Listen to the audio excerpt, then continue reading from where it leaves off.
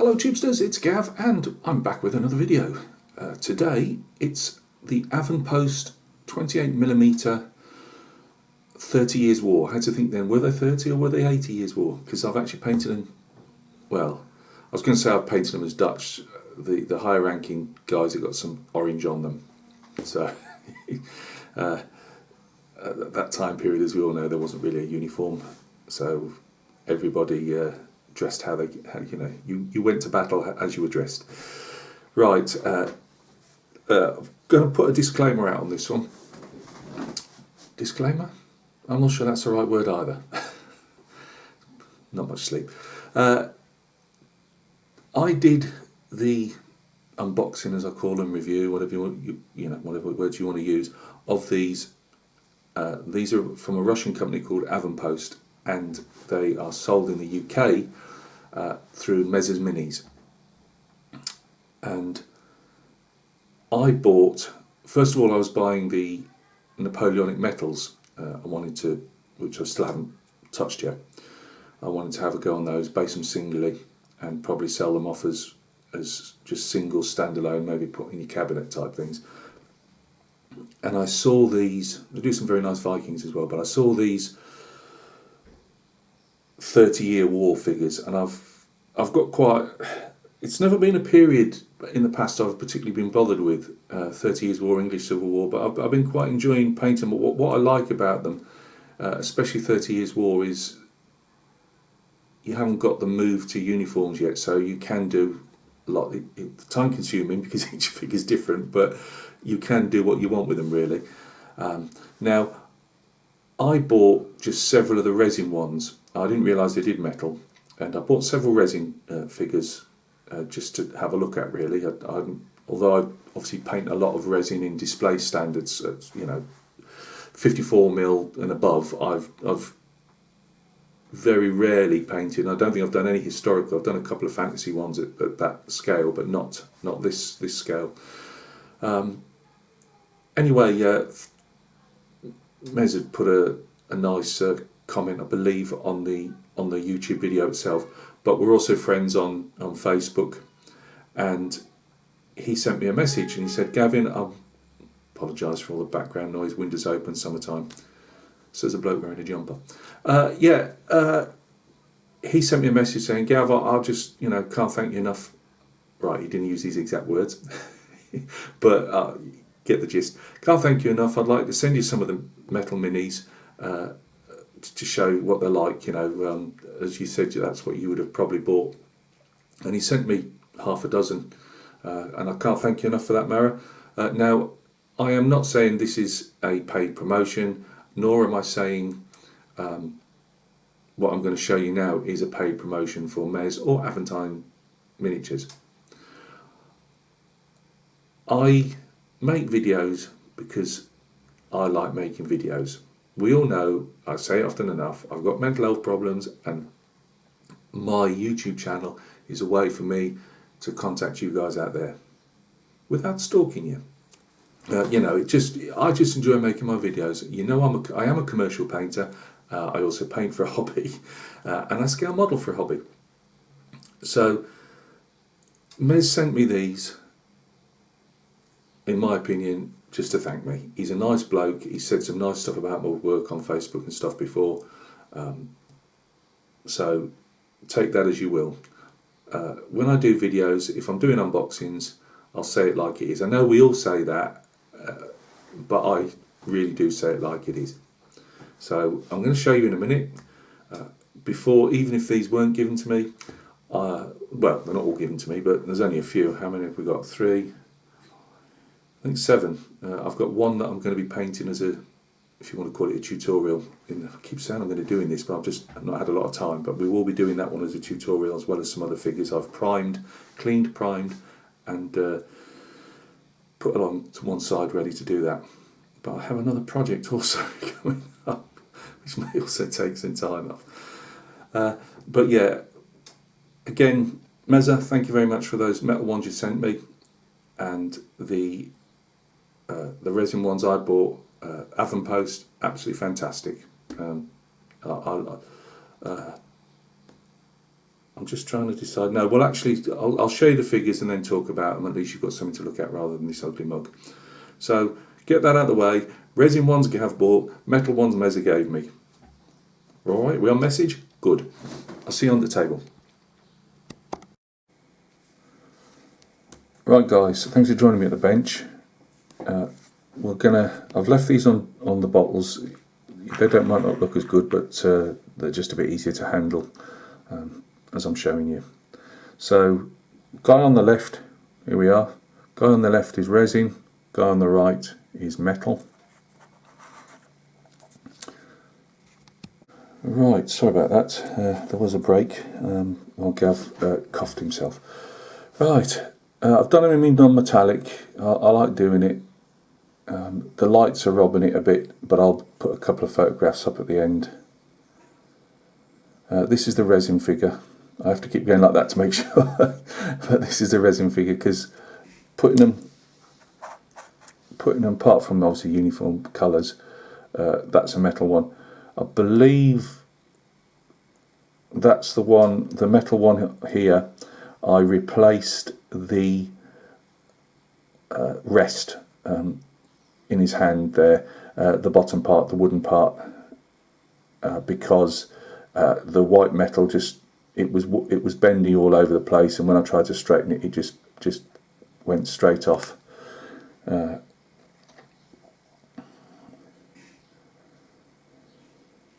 There is more subtlety in the non-metallic than that. It's just the lights are robbing it. So yeah, I put a metal one on there. The metal figures, pros and cons.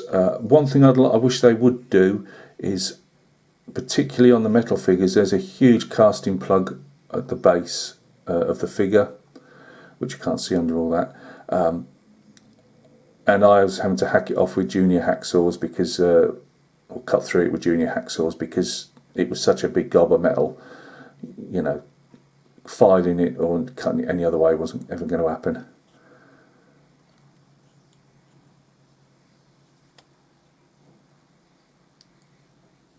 So that was a mark against it, but again, it's a casting plug. You know, I'm not going to mark them down particularly for it. It's annoying. It wasn't anything against the sculpt itself. The only other thing I found was on one of the figures, and I don't know which one because the arms are separate on these guys. They operate a pin and a hole system. Now, I found that on some of the top of the arms where the pin's located, there's a chunk of metal next to the arm. And when I say chunk, it can easily be pared away with a scalpel, but it's there. I found one of the holes was filled with metal, and there was just a small indentation of the hole, but that, again, put a pin vise on and just drill into it. That wasn't, again, a particular problem. I would just say you might have to fettle with the pins on the arms to get them to fit snugly. I actually found that I much prefer the resin, to be honest with you, but then again, I paint with resin on a bigger scale, so you know, I'm not particularly fussed about using it. I know a lot of war gamers will say, "Oh, you know, these are weak here and that," but I don't know. I've found working with these very easy. It's the small piece of metal that's on the metal piece is also replicated on the resin piece. It's a lot quicker to get off with the resin, obviously with a scalpel. So it was obviously something in the process itself, the moulding process. I take it from the resin to the metal. But that, I believe, apart from the odd mould line, I believe that was the only thing. Right, let's get him out of the way. Let's see if this camera's going to decide to focus.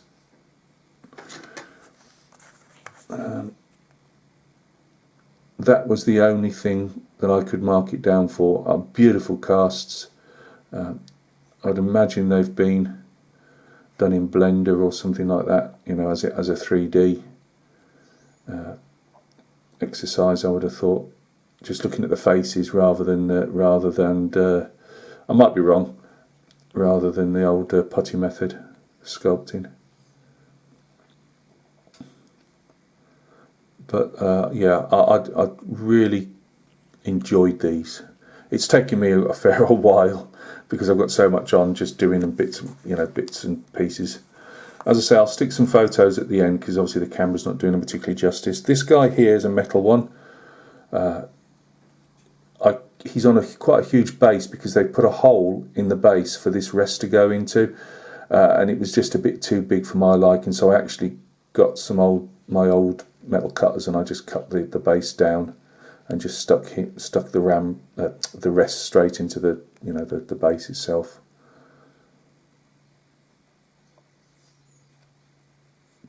As I say, I'm just calling these Dutch in the 30 Years' War, but obviously do whatever you want with them. No way am I ever going to say I'm an expert in this, because the only thing I know on the 30 Years' War is what I've been watching YouTube videos and Wikipedia, really.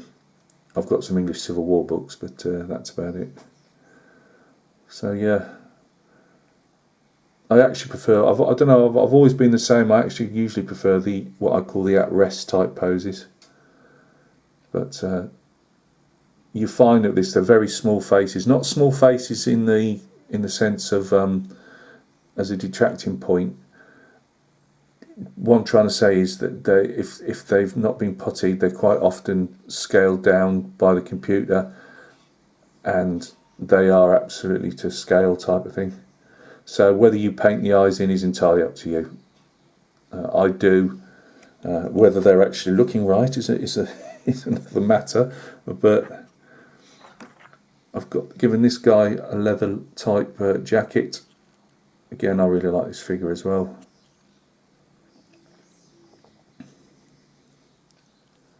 All those buff leather jerking type things. Again, the light's robbing the sword a bit there from the non-metallic, but again, tufts are made by myself and the bases are war bases. I decided to go for the larger bases because I just like a bit more fauna and flora around them.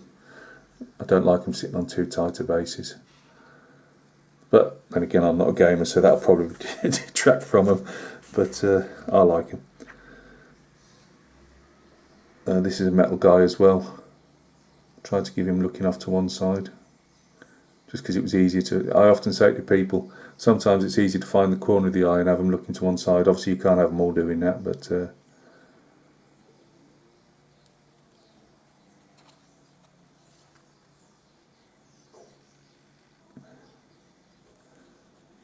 I think it was this guy actually. Yeah, it wasn't the other one. It was this guy I've replaced the metal with. I thought that was a bit bendy. The other one that I showed you previous, but this is the one guy that I've replaced it with a piece of safety clip, paper clip, I should say. So that's him. The other two guys are metal as well. We've got the sergeant here, or officer, sergeant. I don't know, but probably sergeant. He's got his orange on for the House of Orange.